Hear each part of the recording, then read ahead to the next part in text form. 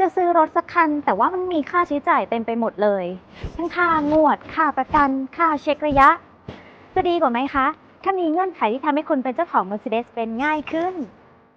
พบกันที่งาน Flex Your Choice Own Your Drive พบข้อเสนอที่ยืดหยุ่นที่สุดผ่อนเริ่มต้นเพียง 32,000 บาทต่อเดือน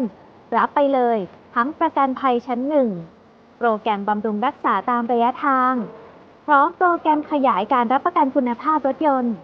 รวมถึงทับรถยนต์ Mercedes-Benz Certified ใหม่น้อยคุณภาพดีกว่า 30 คัน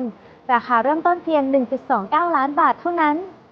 และพบกันวันที่ 3-9 สิงหาคมนี้นะคะที่เป็นไพรมัสสาขากรุงเทพเรียบด่วนเอกมัยรามอินทราและสาขาพัทยาเรื่องรถให้ไพรมัสดูแล